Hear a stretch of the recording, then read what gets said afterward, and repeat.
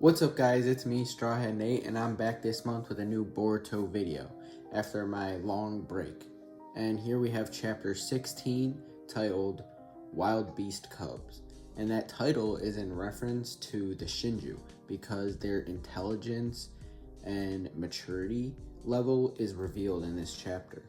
We find out that all of the Shinju, besides probably Jura, the leader, are childlike in nature. And Shikamaru knows how to take advantage of their immaturity. We learn all about Konoha's plan to tackle the Shinju threat in this chapter. So let's start from the beginning of the chapter after you like and subscribe, of course. The cover, first off, has Yodo and Araya on it, the two young shinobi from the Sand Village who are on the same team as Shinki. And these two play a role in this chapter, so that's why they're here. But I have to mention that their drip is crazy. Araya, the puppet user, who's wearing a mask, literally is sagging in this cover page. To jump into the actual chapter now, Sarada, who is currently in the Sand Village on the mission, is thinking deeply about what Sumire said to her last chapter. Her serious face in this moment proves that Sarada really just cares more about her relationship with Boruto rather than her friendship with Sumire. And she is currently posted up on a hill with Konohamaru, Mitsuki, and then Yodo and Araya, the kids from the Sand Village. And they're all watching the Shinju, Ryu, and Matsuri as they do whatever they're doing in the Sand Village. And then on the ground, we cut to Matsuri's perspective as she killed a frog on the floor, and she knows that Boruto is the one who placed this frog here because of her sensory network through the trees. And even in a desert with no trees, she somehow uses tree roots from deep underground to sense Boruto's presence here, showing an insane level of sensory ninjutsu that shocks her partner Ryu. And Yodo, the Sand Shinobi, is meanwhile using her precise hearing to listen in on what the Shinju have to say and then relaying that information to the rest of the team. And Sarada loses focus, probably still thinking about Boruto and Sumire, and has to get reminded to focus on the mission by Konohamaru sensei, who's the only adult here. Before they actually start the mission though, Yodo has to make sure with Konohamaru that getting the Thorn Soul bulb back from the Shinju will actually bring their friend Shinki back to life. And that's all the Sand Shinobi really care about here. And the two Sand Shinobi start arguing a little bit, which Konohamaru also has to stop because they need to be super serious as the Shinju that they're facing are super powerful. Again, he's the only one with an adult sense of reason. And now the mission kicks off and they go announcing their presence loudly to the Shinju, something that I was not expecting. Apparently the Shinju are not immediately hostile towards them because Konohamaru and the rest of the team are essentially playing dumb. They can just trick the Shinju into searching for Boruto alongside them because they aren't smart enough to realize that they should be enemies here. And this is actually because, as I said earlier, the Shinju are acting immature and basically just on instinct. They aren't actually humans with human conscience. And shockingly, Matsuri blushes profusely at the sight of Konohamaru, probably because Moegi, the human who is the base for Matsuri, was also in love with Konohamaru back when she was alive. And Matsuri acts super nervous to where she can't even talk like a child, so she asks Ryu to do the talking. And then we look back for a bit to Konohamaru being in the Hokage office with Shikamaru, the 8th Hokage, where they discuss their plan of action. And Shikamaru says that they don't necessarily have to defeat the Shinju. They just need the thorn bulbs to save the people who are stuck in the trees, according to the intel that he got from Boruto and Kashin Koji. And they also need to somehow prevent the thorn soul bulbs from automatically flying off when they die, like how Hidari's did after Boruto killed him.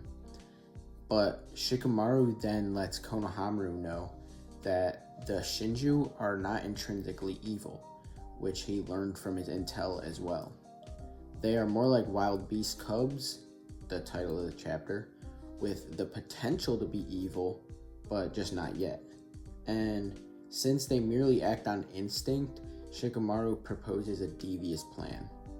He proposes that Konohamaru should befriend the Shinju in order to get close to them and gain their trust, and then backstab them in the end. And this is a very unheroic plan, very different from anything that Naruto would have done as Hokage, but Shikamaru is a different man than Naruto, who is willing to play dirty, I guess. And Konohamaru, who is really similar to Naruto, is shaken up by this plan, but he's gonna do it anyway because it's a dire time. And then back to the present, they get to their introductions to the Shinju, and then next they suggest that they join forces to look for Boruto.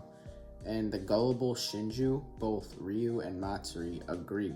So they begin searching for clues together, and Konohamaru initiates the plan to split up the Shinju.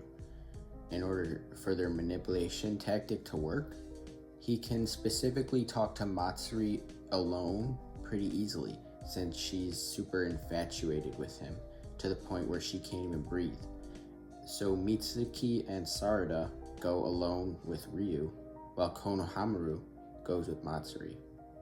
Then the next scene starts where Konohamaru is alone with Matsuri, and we are once more reminded via flashback that Shikamaru knew that Matsuri would be in love with Konohamaru. Konohamaru sits her down because she's out of breath, obviously, and she tells him how this is so unlike herself to actually feel human emotion. And meanwhile, back in Konoha, Boruto talks to Ada through his toad, and he wants to know what's going on in the Sand Village using her clairvoyance powers. And Ada is still scared to look because last time she looked, Mamushi, the bug Shinju, was looking back at her, and he's a scary being.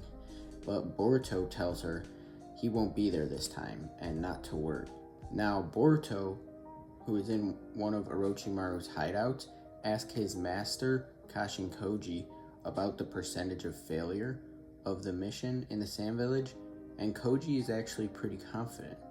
Remember, Koji can see the future to an extent, and he tells Boruto that he absolutely cannot get involved in this Sand Village mission or else he'll die. That's because if Boruto gets involved in the mission, then Jura will get involved too, and Jura is more powerful and more intelligent than any other Shinju. Speaking of Jura, we then cut to him in a bookstore at Konoha. Shikamaru makes sure that they leave him absolutely alone and treat him like a regular customer, because if he is not provoked, he's not going to be hostile towards anyone. Jura, who's just in the pursuit of knowledge at the moment, feels no need to engage with any ninja, so the ninja don't engage with him. And then we cut to Amado for the last scene of the chapter, who is sitting at his desk, and then when he tries to light a cigarette in his mouth to relax, Kawapi grabs it, and then he grabs him and throws him against the wall with his big morphing arm. Kawaki is pissed off because Boruto told him about how Amado was essentially preventing Kawaki from drawing out his full power last chapter, and he needs to get access to these hidden powers if he wants to be a meaningful fighter against any of the villains from his perspective. And that's where the chapter ends. again, Shikamaru's plan to manipulate the Shinju is really cool to see because it's darker than anything Naruto would suggest as Hokage, and we'll see how much they succeed in this mission in the Sand Village soon, because that determines whether or not Boruto will have to get involved.